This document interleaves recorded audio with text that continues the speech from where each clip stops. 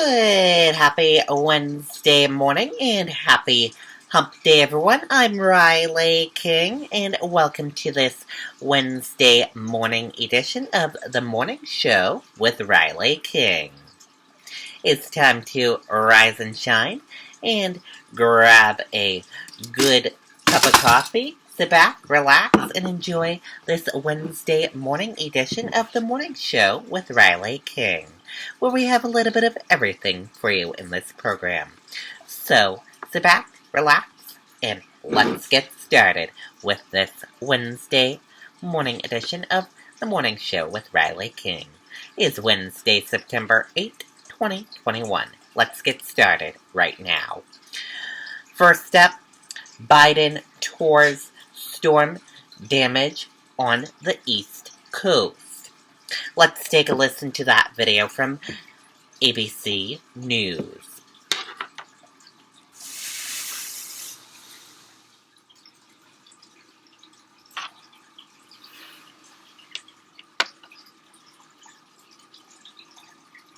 It is so hard to find the perfect romantic gift. Might be a little overwhelming. But then I found 1-800-Flowers.com. And tonight, President Biden saying it is clear climate change is here. And tonight, parts of New York and New Jersey are bracing for more rain in the next 24 hours. There could be more flash flood watches in the day ahead. ABC's Whit Johnson here in New York tonight. Tonight, President Biden touring disaster zones in New York and New Jersey, meeting with people whose lives were devastated by the remnants of Hurricane Ida. The losses that we witnessed today are profound. The catastrophic storm killing at least 52 people in the Northeast alone, dropping historic rainfall in New York City, more than 3 inches falling in 1 hour.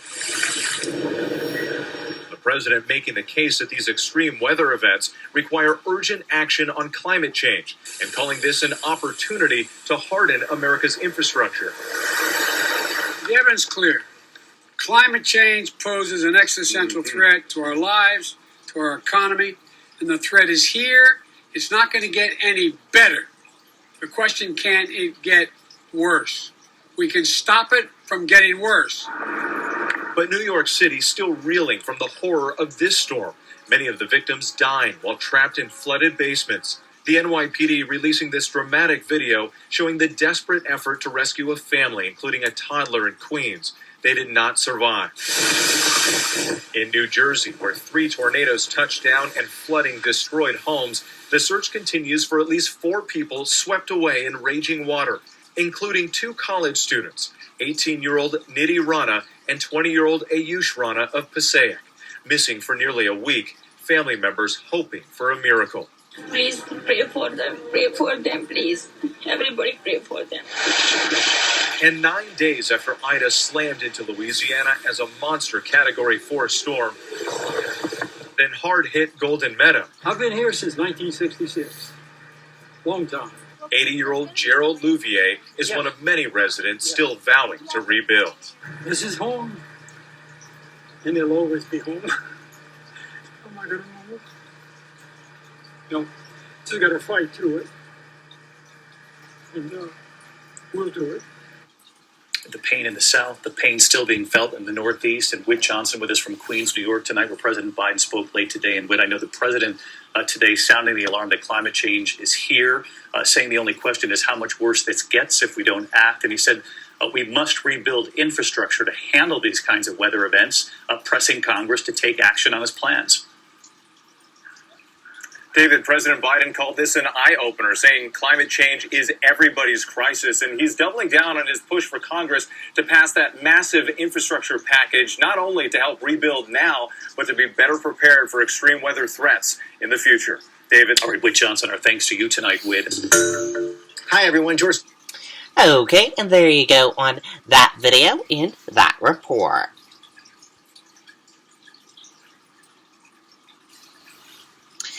Texas lawmakers sign sweeping new voting law. Let's take a listen to that video from ABC News.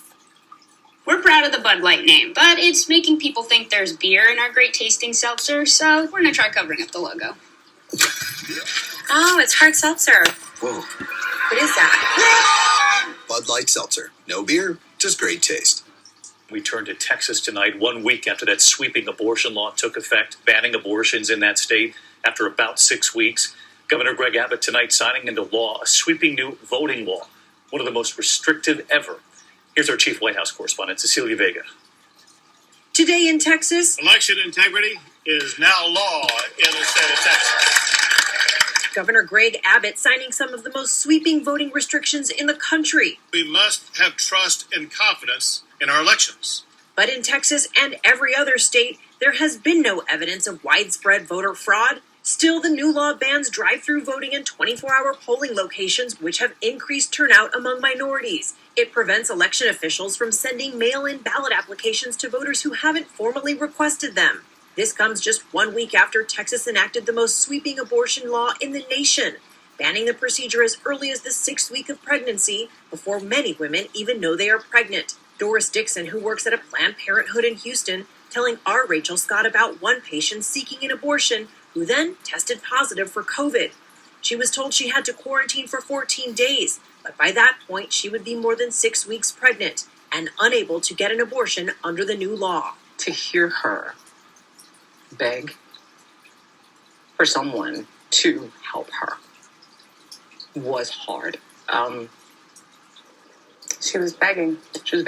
Today, Governor Abbott pressed on why the law makes no exception for rape or incest. His answer? It's not needed because the state will eliminate the crime of rape altogether. Texas will work tirelessly to make sure that we eliminate all rapists from the streets of Texas by aggressively going out and arresting them and prosecuting them and getting them off the streets. So goal number one in the state of Texas is to eliminate rape so that no woman, no person will be a victim of rape. Governor Abbott has not called on lawmakers to take up any new rape prevention legislation. And as of tonight, many women who are raped and become pregnant in Texas will not be able to get an abortion. Now, the Attorney General says he is urgently exploring all options to challenge this Texas law. But as we have been saying, this law is extremely unique and extremely complicated. They don't have a legal path forward yet. David, today the press secretary here said they are still kicking the tires. Cecilia Vega live at the White House tonight. Great to see you, Cecilia. Hi, everyone. George Stefano. Okay, and there you go on that video and that report.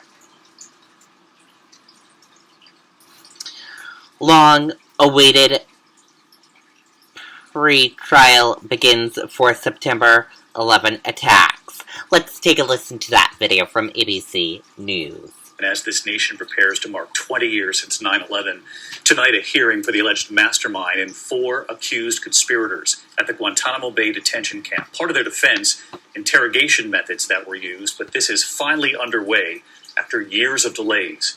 ABC senior national correspondent Terry Moran listening in on that hearing today. Tonight, nearly 20 years after the attacks on 9/11, the long wait for justice continues. The pretrial hearing beginning today at Guantanamo Bay for 5 men accused in the plot that killed nearly 3,000 people. The lead defendant, Khalid Sheikh Mohammed, called the principal architect of the 9/11 attacks in the 9/11 Commission report. KSM, as he was dubbed by the agents who tracked him down, was captured in Pakistan in 2003. In 2007, he confessed in a statement to the Combatant Status Review Tribunal, saying, "I was responsible for the 9/11 operation from A to Z."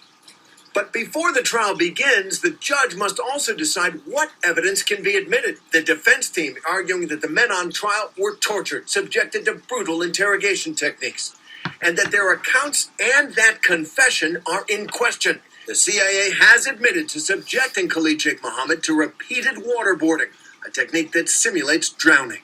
And this trial has been held up for nearly a decade. For the survivors and family members of the victims, it's a process that has taken far too long. 22-year-old Patricia Smith lost her mother, Moira Smith, in the attacks on September 11th. She was the only female NYPD officer to die that day. Justice delayed is justice denied, and now we're 20 years later with no justice. A group of family members of the victims of those 9/11 attacks is in Guantanamo Bay to witness these proceedings, and there are other viewing sites here in the United States. As for Khalid Sheikh Mohammed, he was active and engaged in court. He was conferring with his lawyers, bantering with his co-defendants. He waved to reporters. Almost, it seemed, as if he enjoyed it all. David? All right, Terry Moran tonight. Terry, thank you. Hi, everyone. George Stephanopoulos here. Okay, and there you go on that video and that report. And we are going to switch gears now, and let's go into weather. And here is a look at the weather across the United States for this Wednesday. As you can see, this green here and here, that is rain/thunderstorms. And then this little green here is just rain. And then in the yellow here, severe thunderstorms possible. In the red here, some heavy rain/flash flooding possible. But in the gray here, you have some no precipitation, nice and dry. And in this dark gray here, crucial fire weather possible. And that is a look at your weather across the United States for this Wednesday. Happy Wednesday, everyone.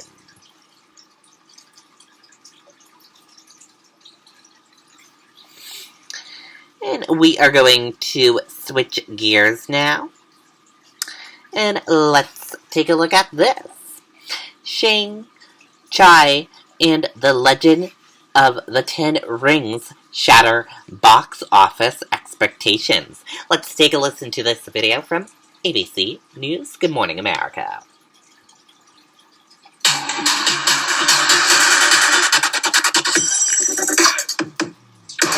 Labor Day weekend box office blowout. Marvel's Shang-Chi and the Legend of the Ten Rings shattering all expectations and the holiday weekend record. This has some hopeful that going to the theater may indeed be back. Chris Conley has a story. This weekend, it was Shang-Chi and the Legend of the Ten Rings to the rescue. The Marvel film blew the doors off domestic box office expectations with a stunning $90 million plus debut, part of the $146 million and counting worldwide, a massive vindication of its theaters-only release and a potential game changer for Hollywood. These are things that every single studio was watching very closely, and Shang-Chi is sort of a proof of concept that you can actually do quite well at the box office with this strategy. Right now. It's the mightiest Labor Day weekend opening for a film since 2007, but the significance of Shang-Chi's triumph goes way beyond dollars and cents. Asian Americans have never been able to see a superhero who looks like them on the big screen, somebody who is heroic, and now we have a superhero film for our own. Fans echoing that theme of long overdue representation at last on screen in a Hollywood blockbuster. I was really excited about this film and to show her, and the representation is really important to us, so we're really excited. I like him doing the move. Showing off a move of his own Sunday, Shang-Chi himself, Simu Liu, who punctuated his first pitch at Oracle Field in San Francisco with a backflip, saying on Twitter, "That pitch was like 500% faster in my head." And co-star Fala Chen, telling GMA the cast was doing cartwheels as they kept track of the big news about the box office bonanza. We were like tracking the number and we have a group chat together and we're just so thrilled. And suddenly we have this film and people now feel empowered and they feel seen and valued. And reverberations already being felt across Hollywood. Sony moving up the date of Venom Let There Be Carnage to October 1st. That's a week before the Bond movie, sensing box office opportunity with the success of Shang-Chi. Robin? All right. Our thanks to Chris Connolly. Who knows? Maybe people are going back to the theater. It's been fun having all the stars from the movie right here in the studio as well, too. And I've been back to 3 or 4, and I'll be going back to see Shang-Chi. There you go, now. without a doubt. Okay. Well, hey there, GMA fans. Okay, very cool indeed.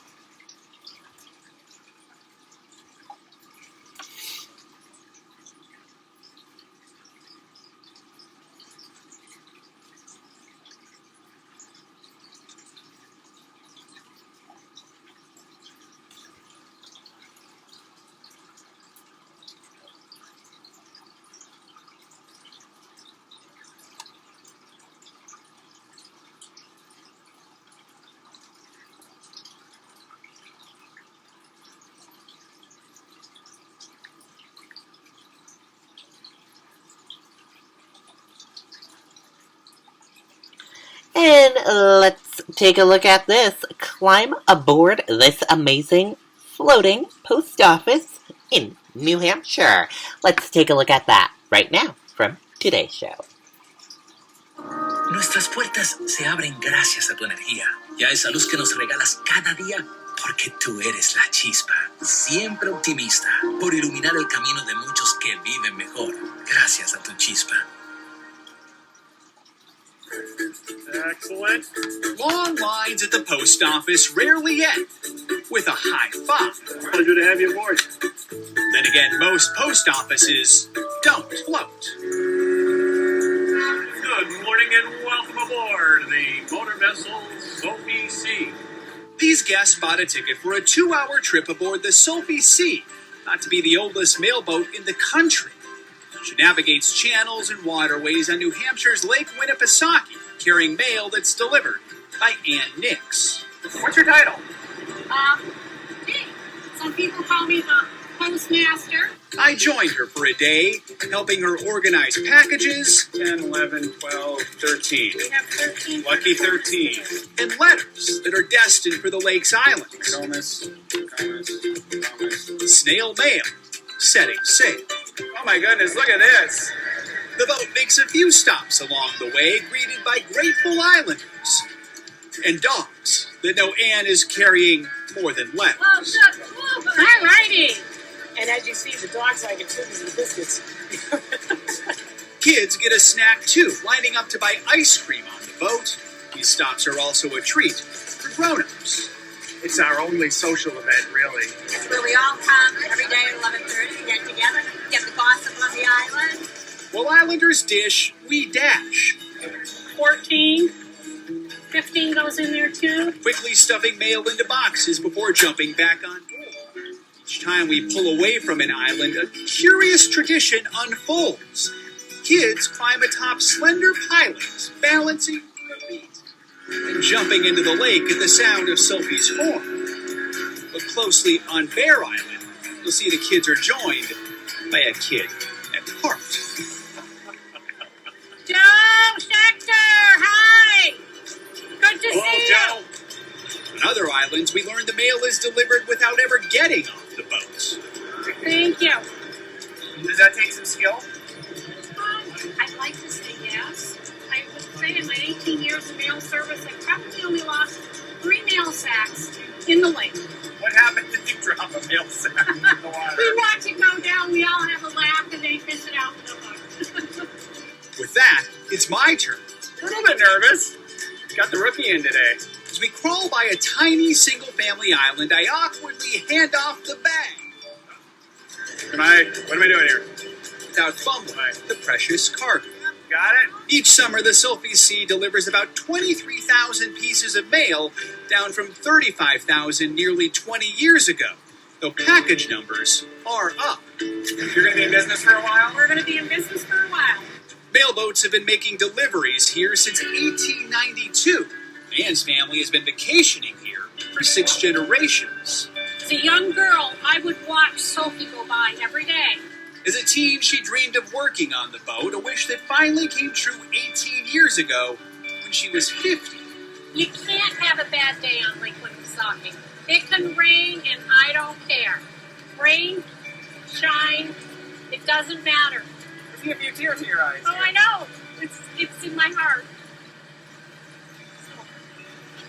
For Anne, the boat delivers family memories, ones she's still making, especially since the captain, Jim Morash, is her brother.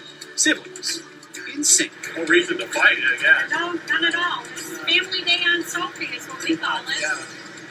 A summer tradition more than a century old, and it's still very well received. I feel blessed. Not lucky, I just feel blessed.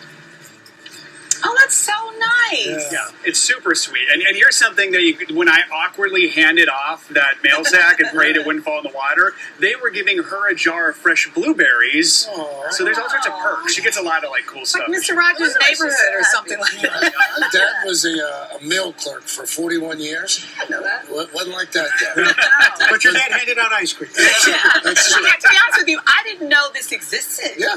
But now that you hear it, it makes sense that it does. They need their mail. And you can buy a ticket and go along for one more week left this year, but then they'll be back next year. Thanks for highlighting the mail clerks. I know. course. Good stuff.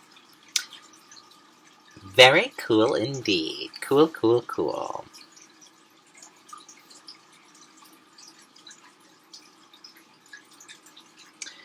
And let's switch some gears now, and let's go into entertainment news. And in entertainment news, Angelina Jolie calls custody battle with Brad Pitt horrific. Let's take a listen to that video from Entertainment Tonight. Google Career Certificates provide online training for in-demand jobs. They're developed by Google, taught by Google, and made for you. So we're going to work on this in the next quarter. Put your skills to work with a Google Career Certificate. We all have times in our lives where we feel broken. I just want my family to heal. That's what Angelina says about her ongoing custody battle with Brad, which she describes as, quote, horrific. Angelina also claims she feared for the safety of her children during their marriage. Brad was cleared of any wrongdoing in 2016 after investigation of possible child abuse. In the new interview, Jolie also tells The Guardian she was hurt that Brad worked with disgraced producer Harvey Weinstein, even after she claimed to him that Weinstein tried to sexually assault her in 1998. Brad, however, did confront Weinstein in 1995 when he was dating Gwyneth Paltrow. He said, if you ever make her feel uncomfortable again, I'll kill you, or something like that. At that moment, I was a boy from the Ozarks on the playground. I mean, that's how we confronted with things. Pitt is currently producing a film based on the New York Times reporting of Weinstein's case. As for their nasty custody battle, right now, Brad is asking the California Supreme Court to review a recent private judge ruling that shot down his 50-50 child custody win. And speaking of their kids, this weekend, Angie shared pics of 15-year-old Shiloh and 16-year-old Sahara with their favorite books. That same day, Jolie's Eternals co-star Salma Hayek posted this video of Angie pushing her face into her birthday cake as she celebrated her 55th birthday. Yep, it's all in good fun, though. Salma explained the cake smashing is a Mexican tradition.